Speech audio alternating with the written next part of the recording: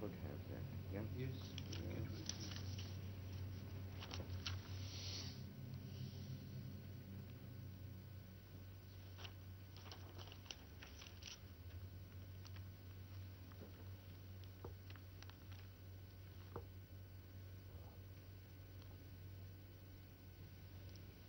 Vous êtes arrivé dans ce pays en 1941, vous veniez d'Europe, vous y vivez donc depuis 32 ans. Quand vous arrivez en Europe, quelle est votre impression dominante? Ma impression dominante, mon impression dominante, well, see, this is not a nation state. America is not a nation state. Mon impression dominante, c'est que l'Amérique n'est pas un État-nation. Et les Européens ont beaucoup de mal à comprendre ce simple fait qu'ils devraient pourtant théoriquement connaître.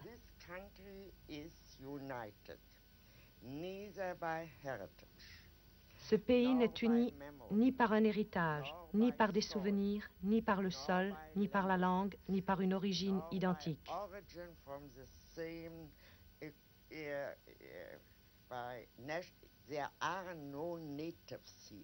Il n'y a pas d'Américains authentiques ici, les Indiens mis à part.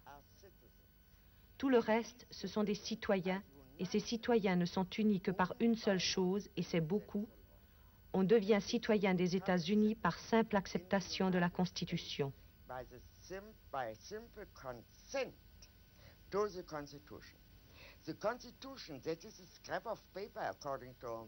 La Constitution, du point de vue français ou allemand, n'est qu'un morceau de papier. On peut la modifier. Mais ici, c'est un document sacré. C'est le souvenir constant d'un acte unique et sacré. L'acte de fondation des États-Unis. La fondation a consisté à réunir en un tout des minorités ethniques et des régions entièrement disparates, sans pour autant niveler et faire disparaître ces différences.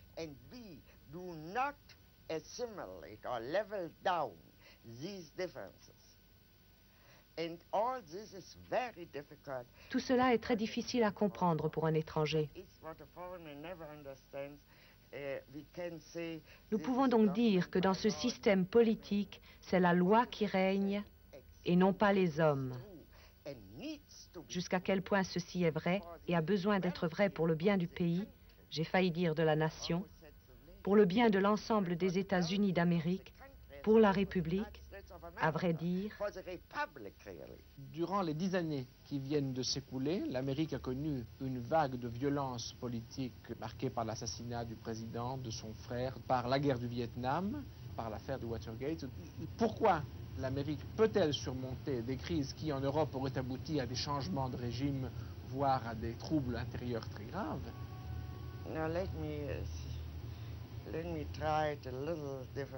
Je voudrais poser le problème d'une façon légèrement différente. Je pense en effet que le tournant dans toute cette affaire a été l'assassinat du président. De quelque façon qu'on l'explique, et quoi qu'on sache ou qu'on ne sache pas à ce sujet, il était absolument évident que pour la première fois, depuis très longtemps dans l'histoire américaine, un crime s'était directement mêlé au processus politique et l'avait transformé.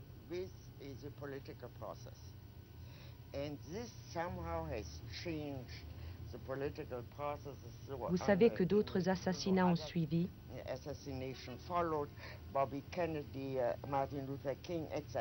En dernier lieu, l'attentat contre Wallace appartient à cette même catégorie d'actes.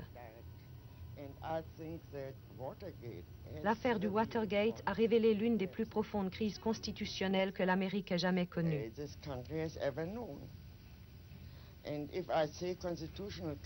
Et quand je dis crise constitutionnelle, c'est beaucoup plus important ici qu'en France. Une crise constitutionnelle en France. Je ne sais pas combien vous avez eu de constitutions depuis la Révolution, mais pour autant que je me souvienne, au moment de la Première Guerre mondiale, vous en aviez eu 14.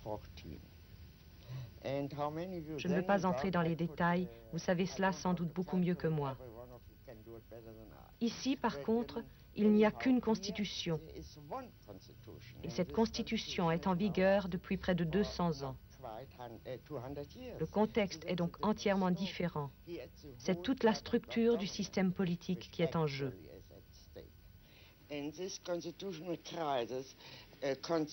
Cette crise constitutionnelle représente pour la première fois aux États-Unis un conflit ouvert entre le législatif et l'exécutif.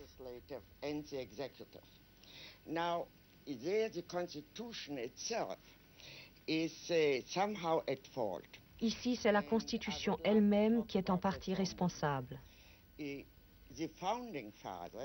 Les pères fondateurs ne pensaient pas que la tyrannie puisse surgir de l'exécutif,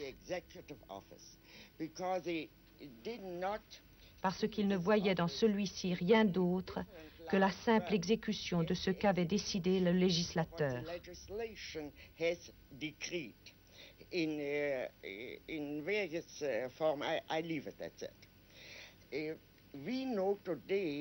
Nous savons aujourd'hui que le plus grand danger de tyrannie vient de l'exécutif.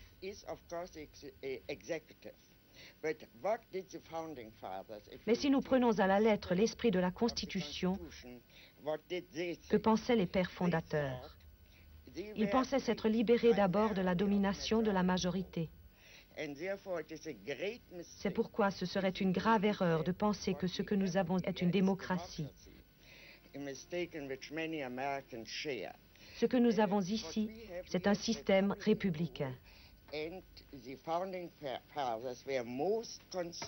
Les pères fondateurs s'attachaient surtout à préserver les droits des minorités parce qu'ils estimaient que dans un corps politique sain, il doit y avoir une pluralité d'opinions.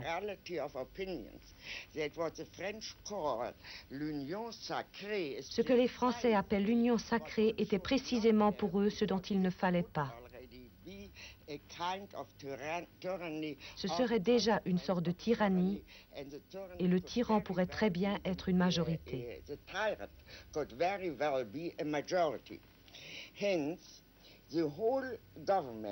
Par conséquent, le système politique tout entier est organisé de telle façon que même après la victoire de la majorité, il y a toujours une opposition. Cette opposition est nécessaire car elle représente les opinions légitimes d'une ou de plusieurs minorités.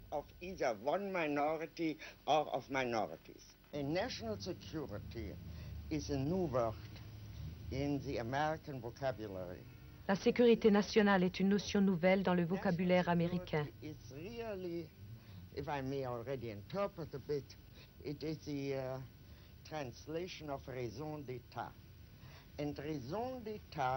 Cette notion de raison d'État n'a jamais joué aucun rôle en Amérique.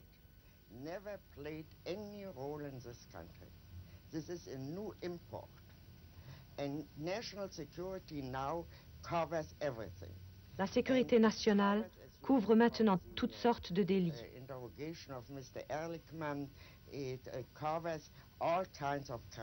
Par exemple, le président a tous les droits. Il est au-dessus de la loi. Le roi ne peut se tromper, c'est-à-dire qu'il est comme un monarque dans une république. Il est au-dessus de la loi et sa justification est toujours que quoi qu'il fasse, il le fait en vue de la sécurité nationale. En quoi, selon vous, ces applications modernes de la raison d'État, ce que vous appelez l'intrusion de la criminalité dans le domaine politique, est-elle propre à notre temps? Est-ce que ceci est propre à notre époque? This is proper at notre époque. This, I really think so. Just as the stateless business is proper at notre époque and repeats itself again and again under different aspects in different countries and in different colors. But if we come to these general questions, what is also proper à notre époque Ce qui est également propre à notre époque, c'est l'intrusion massive de la criminalité dans la vie politique. Je veux parler ici de quelque chose qui dépasse de loin ces crimes, que l'on cherche toujours à justifier par la raison d'État, en prétextant que ce sont des exceptions à la règle.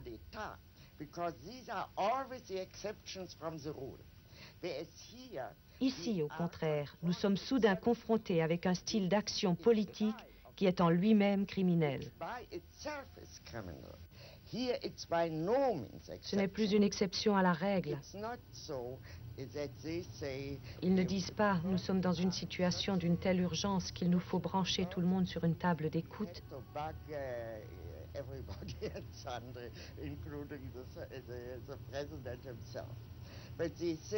Ici, la table d'écoute fait partie du procédé politique normal.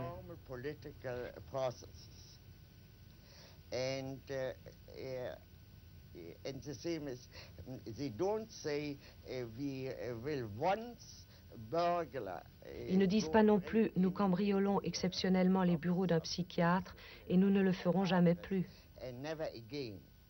Absolument pas. Ils affirment au contraire qu'une telle effraction est absolument légitime. Cette affaire de sécurité nationale provient directement de la notion de raison d'État. Cette notion de sécurité nationale que l'on invoque est directement importée d'Europe centrale. Bien sûr, les Allemands, les Français et les Italiens la reconnaissent comme entièrement justifiée parce qu'ils ont toujours vécu sous cette règle. Mais c'était précisément l'héritage européen que la révolution américaine avait l'intention de briser.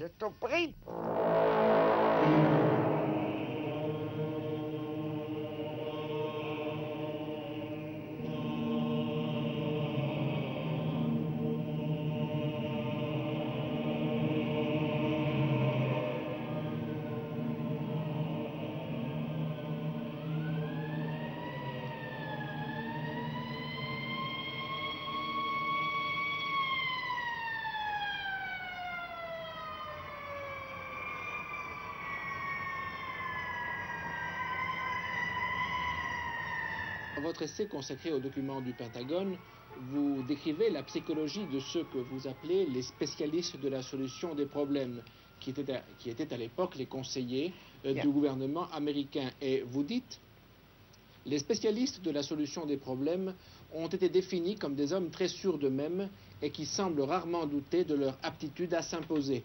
Ils ne se contentaient pas de faire preuve d'intelligence, mais se targuaient en même temps de leur rationalisme, de leur amour de la théorie, de l'univers purement intellectuel, leur faisant rejeter tout sentimentalisme à un point assez effrayant.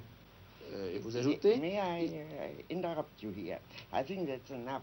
I have a very good example. Dans les documents du Pentagone, il y a un très bon exemple de cette mentalité scientifique envahissante. Which finally overwhelms all other insights. Vous connaissez la théorie des dominos, qui était la théorie officielle tout au long de la guerre froide de 1950 à 1969.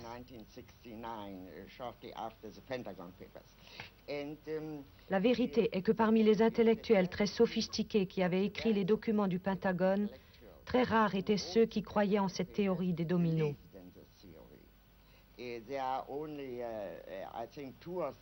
Au plus haut poste du gouvernement, il n'y avait que 2 ou 3 personnes qui y croyaient vraiment. Et ce n'était pas exactement parmi les plus intelligents.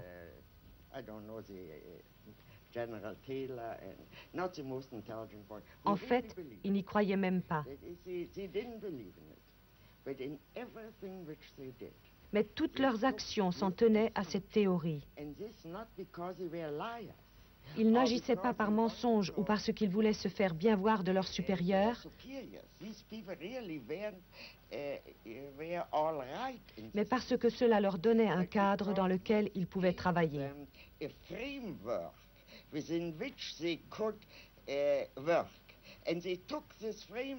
Ils avaient adopté ce cadre tout en sachant qu'il était en contradiction avec les événements et les analyses qui leur prouvaient chaque matin que ce point de vue était tout simplement faux.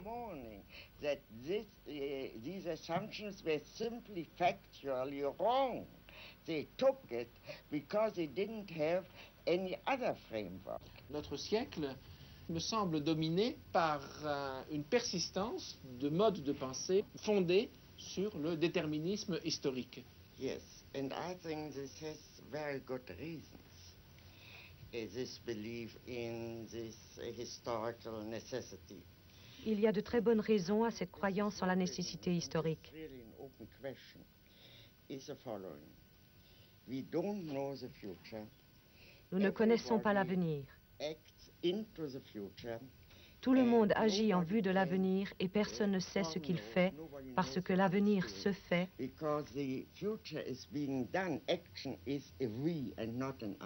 L'action est faite par nous et non pas par moi.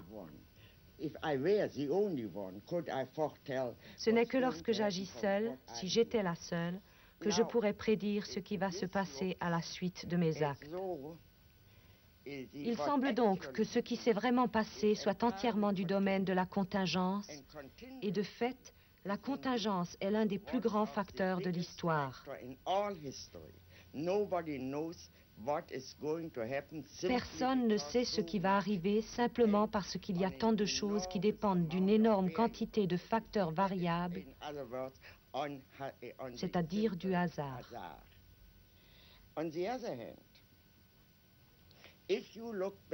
Par contre, si l'on regarde l'histoire, rétrospectivement, on peut dire que l'histoire est logique.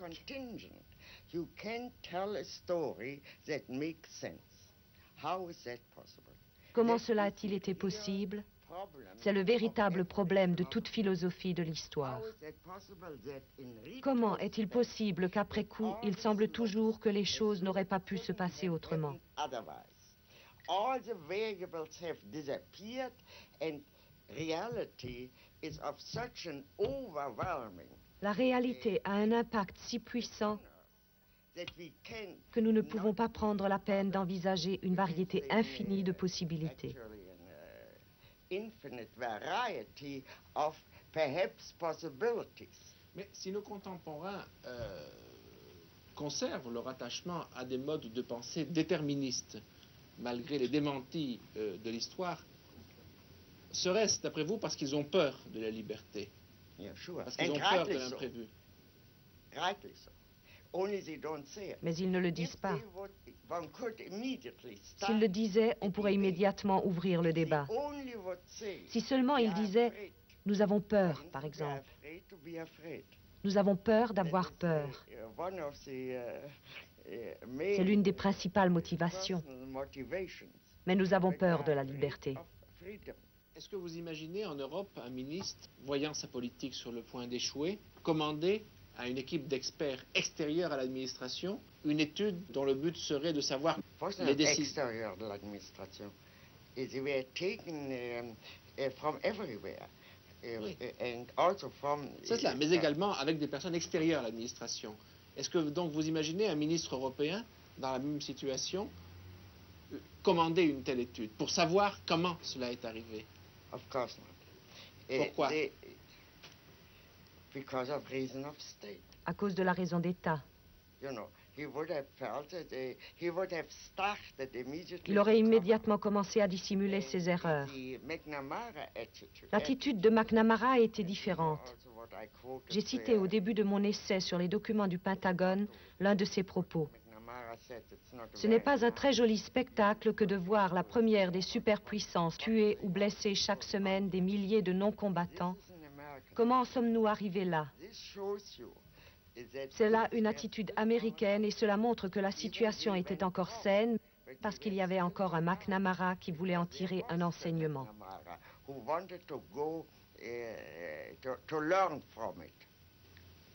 Pensez-vous que actuellement les dirigeants américains placés devant d'autres situations aient encore l'envie de savoir? No. I don't think that a single one is left. I don't know. No, I take that back. But I don't believe that. I think that McNamara. Je crois, si je ne me trompe, que McNamara était sur la liste des ennemis de Nixon. Je l'ai lu aujourd'hui dans le New York Times. I think that is true. Cela vous montre déjà que toute cette attitude n'existe plus dans la vie politique américaine au niveau le plus élevé.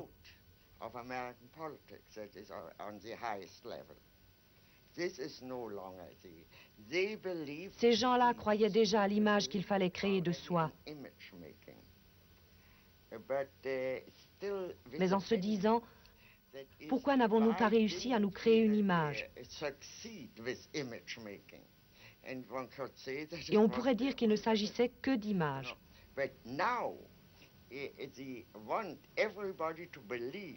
Mais maintenant, ils veulent que tout le monde croie à leur image et que personne ne regarde au-delà. Nous entrons alors dans un univers politique tout à fait différent. On aurait donc, après ce que le sénateur Fulbright appelait l'arrogance du pouvoir, après ce que l'on pourrait nommer l'arrogance du savoir, un troisième stade qui serait l'arrogance tout court. Yes, I don't know whether it's l'arrogance tout court. It is really the will to dominate, for heaven's sake. C'est plutôt la volonté de dominer. Jusqu'à présent, cela n'a pas réussi. Je peux encore aujourd'hui m'asseoir à cette table et vous parler librement.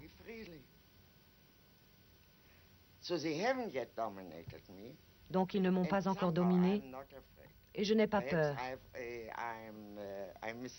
J'ai peut-être tort. Je me sens parfaitement libre dans ce pays. Morgenthau a appelé toute l'entreprise de Nixon la révolution avortée. Nous ne savons pas encore si elle a avorté. Il a peut-être dit cela de façon prématurée, mais on peut certainement dire une chose, elle n'a pas non plus été couronnée de succès. Mais ce qui menace à notre époque, c'est l'idée que les buts de la politique sont illimités. Le libéralisme, tout de même, repose, je crois, sur l'idée que la politique a des objectifs limités. Est-ce qu'à notre époque, l'arrivée au pouvoir d'hommes, de mouvements qui s'assignent des objectifs illimités n'est pas la plus grande menace? J'espère que je ne vous choquerai pas si je vous dis que je ne suis pas du tout sûr d'être une libérale.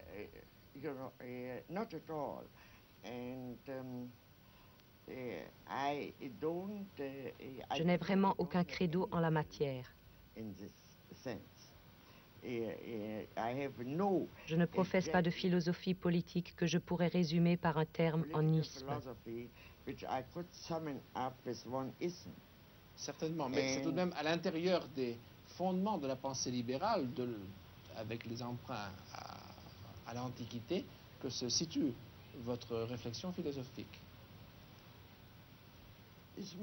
Diriez-vous que Montesquieu est un libéral? Would you say that, I mean, all the people whom I take into account throughout the Middle Ages, I mean, moi je me sers où je peux. And I take whatever I can. Je prends ce que je peux et ce qui me convient. That is, I do no longer believe that I think one of the great advantages. L'un des grands avantages de notre temps, c'est ce qu'a dit René Char. You know what René Char said, notre héritage n'est garanti par aucun testament. Précédé par aucun testament. N'est précédé par aucun testament. This means we are entirely free. Cela veut dire que nous sommes entièrement libres d'utiliser où que nous le voulions les expériences et les pensées du passé. The experiences and the thoughts Mais est-ce que cette of liberté, our past. mais est-ce que cette liberté extrême ne risque pas d'effrayer beaucoup de nos contemporains qui préféreraient trouver toute prête une théorie, une idéologie et être en mesure de l'appliquer? Cette liberté que vous définissez, cela risque d'être la liberté de quelques-uns, de ceux qui auront la force d'inventer de nouveaux modes de pensée. Non, non.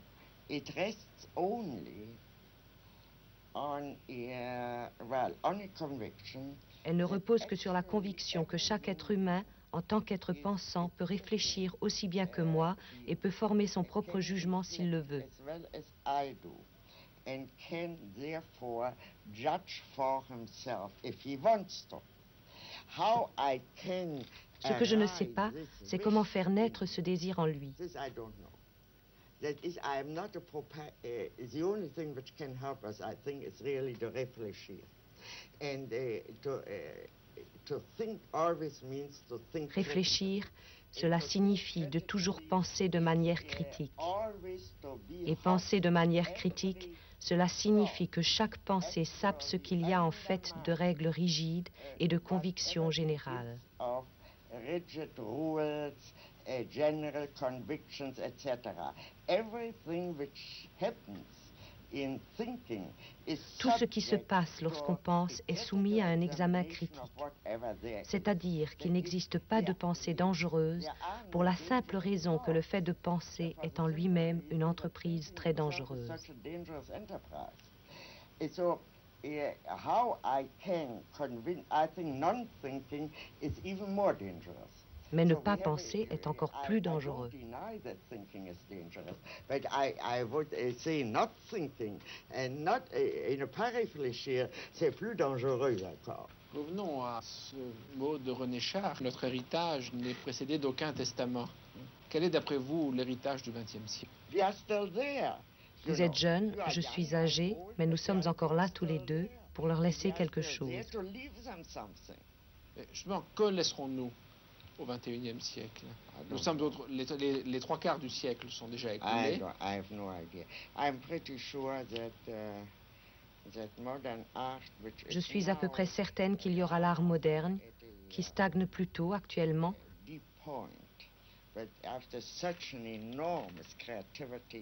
mais après la grande créativité des 40 premières années de ce siècle, notamment en France, il est naturel qu'il se produise un certain épuisement.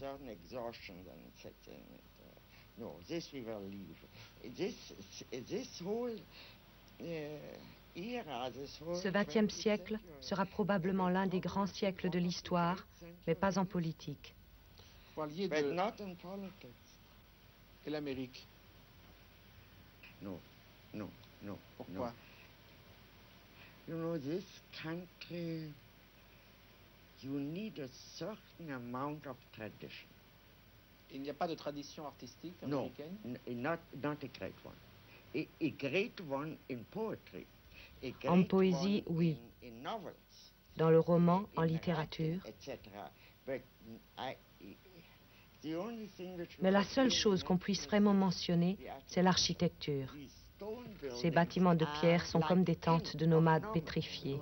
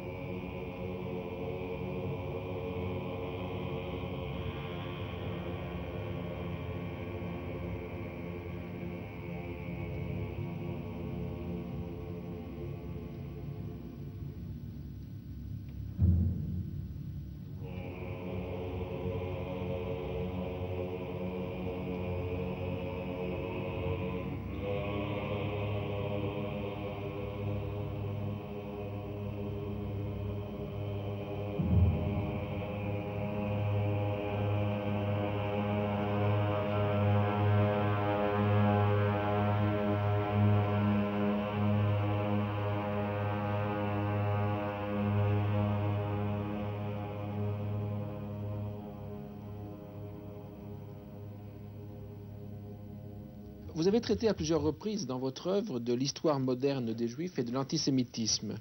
Vous dites à la fin de l'un de vos ouvrages que la naissance du mouvement sioniste à la fin du XIXe siècle a été la seule réponse politique que les Juifs aient jamais trouvée à l'antisémitisme. En quoi l'existence d'Israël a changé le contexte politique et psychologique dans lequel vivent les Juifs dans le monde? Oh, I think it has changed everything. the Jewish people, Je crois que cela a tout changé. Aujourd'hui, le peuple juif est vraiment uni derrière Israël. Ils sentent qu'ils ont un État, une représentation politique, tout comme les Irlandais, les Anglais ou les Français. Ils ont non seulement une patrie, mais ils ont un État-nation et leur attitude tout entière envers les Arabes dépend pour une grande part d'une identification que les Juifs venant d'Europe centrale ont toujours faite, instinctivement et sans réfléchir. L'État doit être nécessairement un État-nation.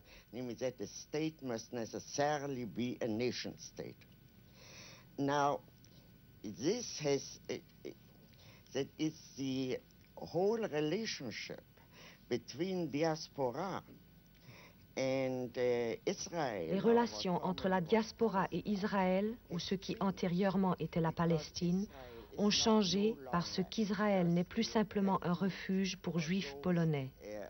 Un sioniste était alors un homme qui essayait d'obtenir de l'argent des juifs riches pour les pauvres juifs polonais. Mais aujourd'hui, Israël est le représentant du peuple juif dans le monde entier. Que cela nous plaise ou non, c'est une autre question.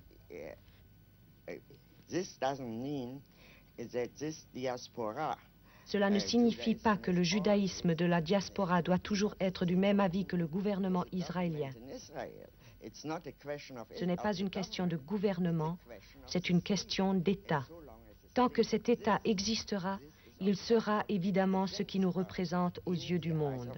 Justement, un auteur français, Georges Friedman, a écrit il y a une dizaine d'années un livre intitulé « Fin du peuple juif », point d'interrogation, où il concluait qu'à l'avenir, il y aurait d'un côté un nouvel État-nation israélienne et de l'autre côté, dans les pays de la diaspora, des Juifs qui s'assimileraient et perdraient peu à peu leurs caractéristiques propres. Cette hypothèse sounds very plausible, and I think it's quite wrong. Cette hypothèse semble très plausible et je crois qu'elle est tout à fait fausse. Dans l'Antiquité, lorsque l'État juif existait encore, il y avait déjà une grande diaspora juive.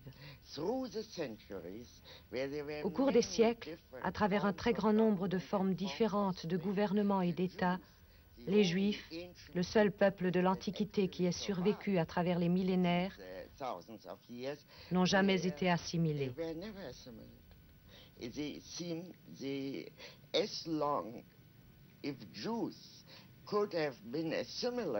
Si les Juifs avaient pu être assimilés, il y a longtemps qu'ils l'auraient été. Il y a eu une occasion pendant la période espagnole, il y en a eu une autre pendant la période romaine, puis évidemment au XVIIIe et au XIXe siècle. Un peuple, une collectivité ne se suicide pas. Monsieur Friedman se trompe parce qu'il ne comprend pas que le sentiment des intellectuels qui peuvent changer en effet de nationalité et absorber une autre culture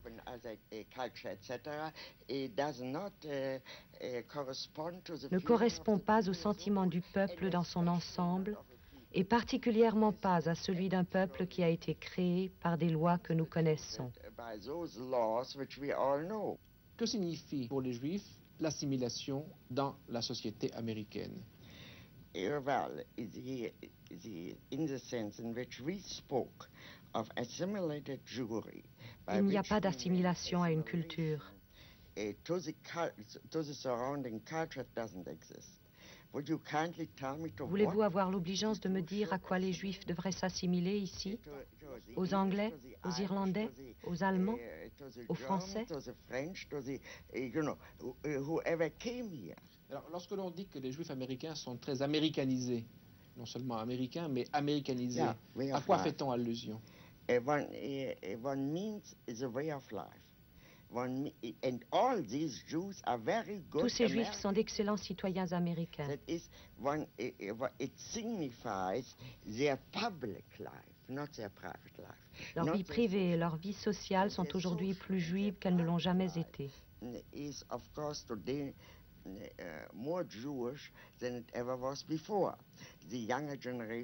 Ainsi, un grand nombre de jeunes apprennent l'hébreu, même si leurs parents l'ont oublié depuis longtemps. Mais l'essentiel, c'est Israël. Est-on pour ou contre Israël?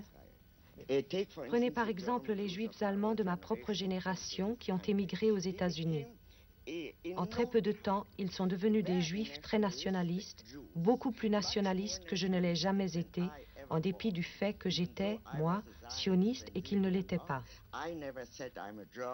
Je n'ai jamais dit « je suis allemande », j'ai toujours dit « je suis juive ». Mais maintenant, à quoi s'assimilent-ils? À la communauté juive. Puisqu'ils étaient habitués à l'assimilation, ils se sont assimilés à la communauté juive d'Amérique. Avec la ferveur de nouveaux convertis, ils sont devenus ultranationalistes et pro-israéliens. À travers l'histoire, ce qui a assuré la survie du peuple juif, cela a été essentiellement un lien de nature religieuse. Nous sommes à une époque où l'ensemble des religions connaissent une crise et où le lien religieux tend à s'affaiblir. Dans ces conditions, qu'est-ce qui, à l'époque contemporaine, fait l'unité du peuple juif à travers le monde?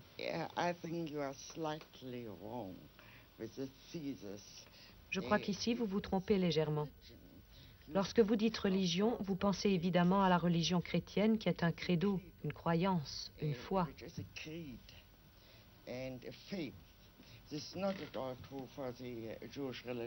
Cela n'est absolument pas le cas pour la religion juive. C'est une religion nationale dans laquelle religion et nation coïncident. Vous savez que les Juifs, par exemple, ne reconnaissent pas le baptême des Juifs convertis au christianisme. Tout se passe comme si cet acte n'existait pas. D'après la loi juive, un Juif reste toujours Juif. So long as somebody is born by a Jewish mother, la recherche de la paternité est interdite, he is a Jew. Une personne née de mère juive est juive. La notion de religion est complètement différente. Il s'agit beaucoup plus d'un mode de vie que d'une religion dans le sens particulier et spécifique de la religion chrétienne. Of the Christian religion. I remember, for instance, I had a Jewish instruction. J'ai eu une éducation juive et je me souviens lorsque j'avais environ 14 ans, je me suis révoltée contre notre professeur et j'ai voulu le choquer. Je me suis levée et j'ai dit « Je ne crois pas en Dieu ». Il m'a alors répondu « Personne ne vous le demande ».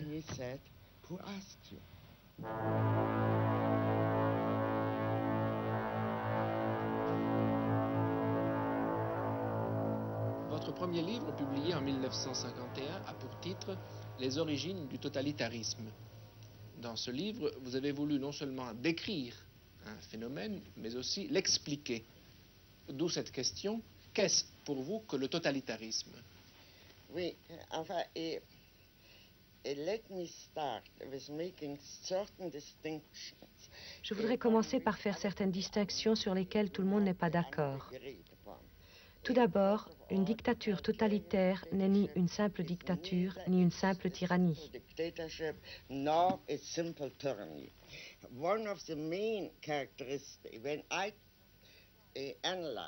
Lorsque je vois un système totalitaire, j'essaie de l'analyser comme une nouvelle forme de système politique inconnue auparavant. Pour cela, j'essaie d'énumérer ses caractéristiques principales.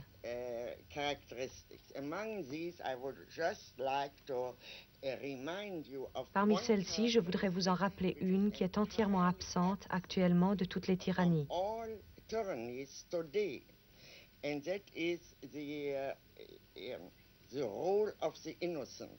Il s'agit du rôle des innocents, des victimes innocentes. Sous Staline, il n'était pas nécessaire de faire quoi que ce soit pour être déporté ou pour être exécuté.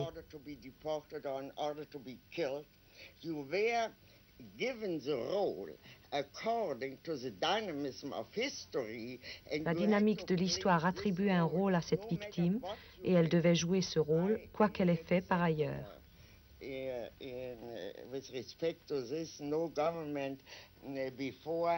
Auparavant, aucun gouvernement n'a tué des gens pour avoir dit oui. Généralement, un gouvernement ou un tyran tuait les gens parce qu'ils disaient non. Now, I was reminded by a friend that something very similar. Un de mes amis m'a rappelé qu'une idée très similaire avait été énoncée en Chine il y a plusieurs siècles. Les hommes qui ont l'impertinence d'approuver ne valent pas mieux que ceux qui désobéissent et s'opposent. And this, of course, is the quintessential sign of totalitarianism. C'est là, bien évidemment, l'essence du totalitarisme. Le fait qu'il y ait une totale domination de l'homme par l'homme. Now, in this sense, there is no totalitarianism today. En ce sens, il n'y a pas aujourd'hui de totalitarisme, même en Russie, où règne pourtant la pire des tyrannies que nous ayons jamais connues. Il faut faire quelque chose pour qu'on vous envoie en exil ou dans un camp de travail ou dans un asile psychiatrique.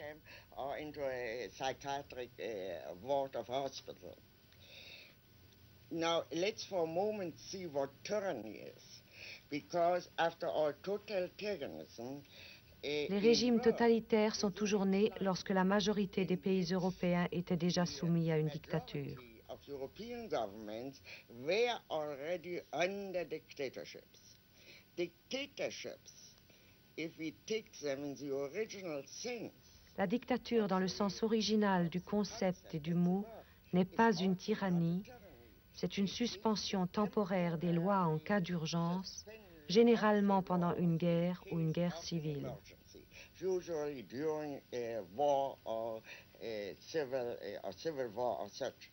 But anyhow, the dictatorship. La dictature est limitée dans le temps, la tyrannie ne l'est pas. And these are things really are important enough to pay attention to. When I wrote my Eichmann Jerusalem, Lorsque j'ai écrit mon livre sur Eichmann à Jérusalem, l'un de mes principaux objectifs était de détruire la légende de la grandeur du mal, de la force démoniaque. Of the greatness of evil, of the demonic force, to take away from people. De retirer aux gens l'admiration qu'ils ont pour les grands malfaiteurs comme Richard III.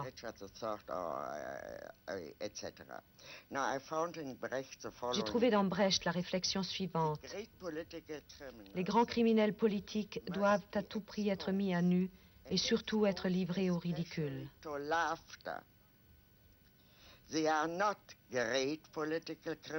Ce ne sont pas de grands criminels politiques, mais des hommes qui ont commis de grands crimes politiques, ce qui est quelque chose d'entièrement différent. L'échec d'Hitler n'indique pas qu'il était imbécile. Le fait qu'Hitler était un imbécile était une idée courante et fausse dans toute l'opposition avant qu'il ne prenne le pouvoir. De nombreux livres ont essayé ensuite de le justifier et d'en faire un grand homme.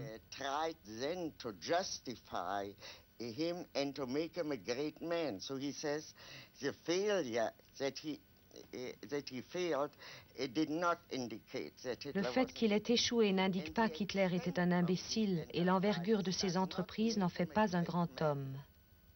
Ce n'est ni l'un ni l'autre, c'est-à-dire que toute cette notion de grandeur n'a pas d'application. Si les classes dirigeantes, dit Brecht, permettent à un petit escroc de devenir un grand escroc, il n'a pas droit à une position privilégiée dans l'histoire. C'est-à-dire que le fait qu'il devienne un grand escroc et que ce qu'il fait a des conséquences graves ne le grandit pas. Puis il dit, sur un plan général et de façon abrupte, on peut dire que la tragédie traite des souffrances de l'humanité d'une façon moins sérieuse que la comédie.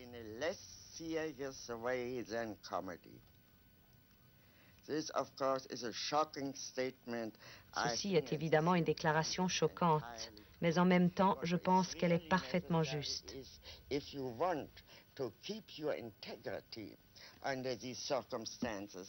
l'on veut garder son intégrité en de telles circonstances, on ne peut le faire que si l'on se souvient, quoi qu'il fasse, et même s'il a tué 10 millions de personnes, ce n'est qu'un clown. Lorsque vous avez publié votre livre sur le procès Eichmann, cet ouvrage a provoqué des réactions très violentes. Pourquoi cette réaction? Well, as I said before, this controversy was partly caused. Cette controverse était due en partie au fait que j'avais attaqué la bureaucratie. Si l'on attaque une bureaucratie, il faut s'attendre à ce qu'elle se défende, qu'elle vous attaque, qu'elle essaie de vous rendre la vie impossible.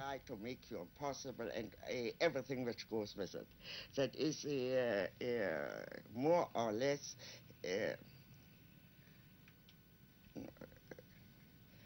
dirty political business. C'est plus ou moins une vilaine affaire politique. Cela, je pouvais le comprendre. Mais supposons qu'il n'ait pas organisé cette campagne. Malgré cela, l'opposition à ce livre aurait été très forte parce que des Juifs ont été offensés, et par là, je veux dire des personnes que je respecte vraiment et que je peux comprendre. Ils étaient surtout offensés par ce que dit Brecht, par le rire.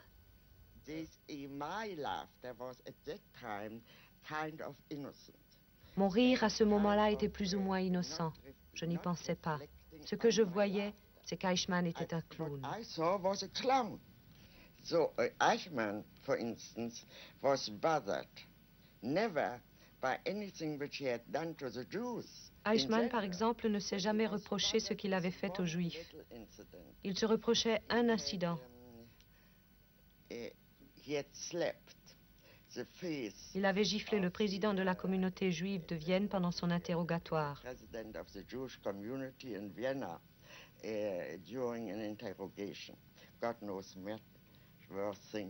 Dieu sait que bien des gens subissaient des traitements pires que celui-là. Pourtant, Eichmann ne se l'est jamais pardonné. Il avait cédé à une impulsion et il pensait que c'était très mal d'avoir perdu son sang-froid.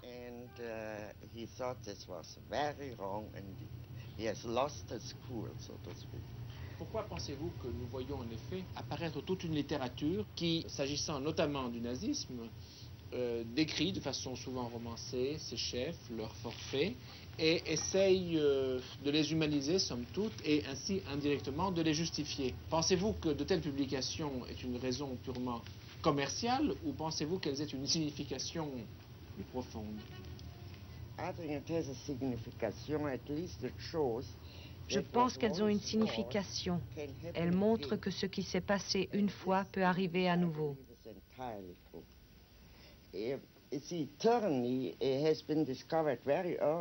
La tyrannie est connue depuis très longtemps.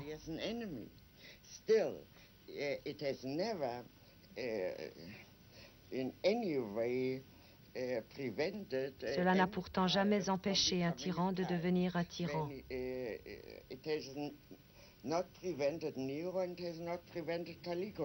Cela n'a empêché ni Néron ni Caligula.